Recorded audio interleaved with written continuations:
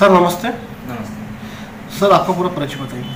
जी, मेरा नाम वैभव गोतमार है। मैं एक बीपीसीएल का डीलर नागपुर टेरिटरी से। सर आप ये बिजनेस में कब से है सर? जी, हमने ये बिज़नेस 2014 में स्टार्ट किया था। लगभग 7 साल होते आ रहे हैं मेरे बिज़नेस में। किन बातों का ध्यान रखना पड़ता है हमें? सबसे पहले तो आपको आपकी सेफ्टी का बहुत ज़्यादा ध्यान रखना पड़ता है। फिर आपके सारे डॉक्यूमेंट्स, आपके सारे मशीन्स, ये सब टाइम टू टाइम अपडेट करना पड़ता है। Staff management, accounts management, stock management, ये सब मैनेज करना पड़ता है एट द सेम टाइम। हमने सुना है कि पेट्रोल की मशीन में सेटिंग हुई होती है, इसमें पेट्रोल कम आता है, क्या कहेंगे इसमें? I don't think so. मैं पर्सनली तो इस बात को नहीं मैं नहीं मानता हूँ। कैसा है, अभी की जो मशीन्स आ रही है वो पूरी तरह टेम्पर प्रूफ है और पूरी तरह ऑटोमाइज्ड है, जो कि कंपनी के कंट्रोल में है। और इसका हर साल एनुअल स्टैंपिंग होता है, मतलब कैलिब्रेशन होता है। कैलिब्रेशन करते टाइम वेट्सन मेजरमेंट के ऑफिसर्स होते हैं साथ में, और कंपनी के सेल्स ऑफिसर होते हैं। वही लोग कैलिब्रेट करते हैं और फिर वहाँ मशीन के अंदर सील लगती है। और रही बात पेट्रोल कमाने की, तो कैसा है, अगर कोई कस्टमर पहले 100 रुपये का अगर पेट्रोल भरता था तो उसे पहले प्राइस कम थे तो उसे ज़्यादा क्वांटिटी आता था। आज भी अगर वो 100 रुपये का पेट्रोल भरेगा तो अभी क्वांटिटी कम ही आएगी, सो उसका गाड़ी कम ही चलेगा। So people have to understand this things. और रही बात डिस्प्ले, तो फिर आप ही के लिए लगा है। अब जब डीएसएम डिलीवरी देता है तो ये आपका भी काम बनता है। अब अगर आप किसी की चीज़ के लिए पैसे पे कर रहे हो तो आपका भी काम बनता है कि डिस्प्ले को थोड़ा ध्यान से देखें। हम देख रहे हैं दिनों दिन पेट्रोल के दाम बढ़ते जा रहे हैं, इसमें आपको क्या फर्क पड़ रहा है? ये फ़र्क तो हर किसी को पड़ता है। कैसा है, पेट्रोल एंड डीजल एक इसेंशियल कमोडिटी है। अगर इसका प्राइस अगर बढ़ता है तो ऑब्वियसली हमारे जाने आने के खर्चे बढ़ जाते हैं। अगर ट्रांसपोर्टेशन कॉस्ट अगर बढ़ता है तो हमारी जो रोज़मर्रा की जो चीज़ें हैं वो कहीं ना कहीं महंगी हो जाती है। जैसा कोई शॉप वाला अगर मार्केट से कोई चीज़ यहाँ आकर बेचता है तो वो अपना जाने आने का कॉस्ट उसमें ऐड करेगा और तभी बेचेगा। सो इसे कह सकते हैं कि कहीं ना कहीं महंगाई बढ़ती है, जिसका सीधा सीधा असर लोगों के पॉकेट पर पड़ता है, जिसमें हम भी शामिल हैं। क्या प्राइस को कंट्रोल नहीं किया जा सकता? जी, इंटरनेशनल मार्केट में अगर क्रूड ऑयल का डिमांड अगर सडनली बढ़ जाता है तो सप्लाई लिमिटेड हो जाता है, जिससे प्राइस बढ़ता है। और फिर उसके बाद ये इंपोर्ट होता है। इंपोर्ट होने के बाद इसको डॉलर्स में पे करना पड़ता है। डॉलर्स के भी अलग फ्लक्चुएशंस है। फिर ये रिफ़ाइन होता है। रिफ़ाइन होने के बाद इस पर गवर्नमेंट के टैक्सेस अप्लाई होते हैं, तो मेरे ख्याल से लगभग 60-65% तो सिर्फ गवर्नमेंट की टैक्सेस की है। और सबसे ज़्यादा गवर्नमेंट को रेवेन्यू यहीं से जनरेट होता है। सो गवर्नमेंट ने इसे कम करना चाहिए थोड़ा। आपके हिसाब से अगर प्राइस ऐसे ही बढ़ती रही तो इसके कोई उपाय नहीं निकाल जा सकता? कि देखा जाए तो इंडिया की पॉपुलेशन के हिसाब से अगर देखा जाए तो 80% क्रूड ऑयल हमें बाहर से ही इंपोर्ट कराना पड़ता है, जिसके लिए हमें बहुत सारा पैसा पे करना पड़ता है। और अभी ये सब चीज़ें कम करने के लिए नई नई चीज़ें आ रही है अभी धीरे धीरे मार्केट में। अभी पेट्रोल में इथेनॉल मिक्स होकर आता है, जो यही हमारे इंडिया में बनता है हमारे किसानों द्वारा।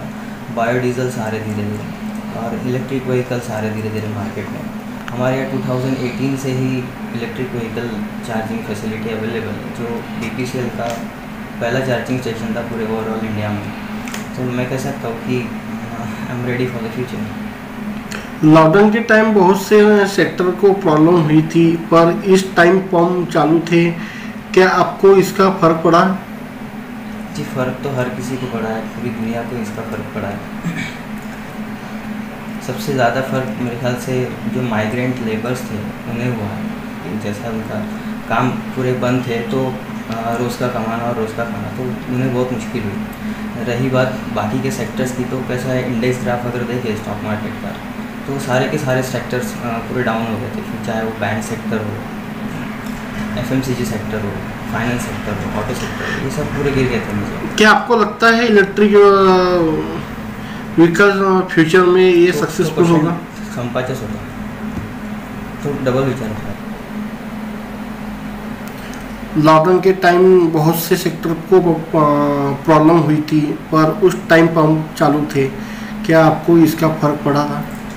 जी, फ़र्क तो हर किसी को पड़ा है, पूरी दुनिया पर इसका फ़र्क पड़ा कहीं ना कहीं। सबसे ज़्यादा फ़र्क मुझे मेरे ख्याल से जो माइग्रेंट लेबर्स थे, जिनका रोज़ का कमाना और रोज़ का खाना उन्हें हुआ है। और बाकी की जो बाकी के सारे सेक्टर्स अगर देखें तो फिर चाहे बैंक सेक्टर हो, FMCG सेक्टर हो, ऑटो सेक्टर हो, सारे के सारे डाउन हो गए थे सडनली। हमारी भी सेल्स लगभग 10% पर आ गए थे। हमें भी ना चाहते हुए भी सारे लड़कों को बुलाना पड़ता था, पूरी सैलरी देनी पड़ती थी, और उनके घर के प्रॉब्लम भी हमें कहीं ना कहीं सॉल्व करने पड़ते थे। सो ये सब चीज़ें नॉर्मलाइज हो ही रही थी। तो सेकेंड वेव आ गया, अभी थर्ड वेव आना बाकी है। So we have to ready for this as well. क्या आपको लगता है इलेक्ट्रिक व्हीकल फ्यूचर में ये सक्सेसफुल हो सकता है? जी, देखा जाए तो फ़िलहाल इंडिया में इलेक्ट्रिक व्हीकल के लिए जो इंफ्रास्ट्रक्चर जो चाहिए वो फ़िलहाल नहीं है, और इसे टाइम भी लगेगा। कैसा है ना, कहना तो नहीं चाहिए, बट ऐसी बहुत सारी जगह है जहाँ ढंग की सड़कें भी नहीं पहुँची, तो इसे पहुँचने में टाइम तो लगेगा। एक तो ये व्हीकल एक तो महंगे हैं, और इसका पर्टिकुलर डिस्टेंस पे जाके अगर ये डिस्चार्ज होता है व्हीकल, तो वहाँ फैसिलिटी रहना ज़रूरी है। और ये सब हो भी जाए तो इसे चार्ज होने में लगभग 1 से 1.5 घंटा लगता है। सो आज के इस फास्ट फॉरवर्ड ज़माने में लोगों के पास इतना समय तो है नहीं कि इतना देर रुके और गाड़ी चार्ज करें और फिर आगे बढ़े। अब हमारे यहाँ भी दिन में हज़ारों गाड़ियाँ आती हैं। सो अगर एक गाड़ी को अगर इतना समय लगेगा तो ये तो सोचने वाली बात है छोटी। आपके हिसाब से कोरोना से हमें क्या सीख लेना चाहिए था? वैसे तो लोग समझदार हैं, बट फिर भी एक चीज़ कहना चाहूँगा कि आज की इस महंगाई के ज़माने में सबसे ज़्यादा आप अपने हेल्थ और वेल्थ का ध्यान रखिए। मैं अभी कुछ दिन पहले हॉस्पिटल में था, मुझे भी कोरोना हो गया था। लगभग 2 लाख रुपए का बिल दिया था। ठीक है, ये हेल्थ इंश्योरेंस में कवर हो गया, but still for common man it's not easy to pay this kind of huge bills. तो आप अपने हेल्थ का बहुत ध्यान रखिए, और एक हो सके तो एक इमरजेंसी फंड हमेशा स्पेयर में रखिए, जो आपकी मंथली इनकम का लगभग 6 मंथ का तो भी होना चाहिए। मैंने बहुत सारे लोगों को देखा है लॉकडाउन के समय, बहुत सारी लोगों की नौकरियाँ चली गई, लगभग 13 करोड़ नॉट रॉन्ग जो लोगों की नौकरियाँ चली गई, बहुत सारे लोगों के बिजनेस डाउन हो गए। सो ऐसे समय में मैनेज करना बहुत मुश्किल हो गया था। घर के खर्चे, बच्चों की फीस, बैंक की EMIs, ये सब मेंटेन नहीं हो रहा था। सो एट दैट टाइम ये आपको इमरजेंसी फंड हमेशा स्पेयर मतलब सपोर्ट करेगा। Thank you.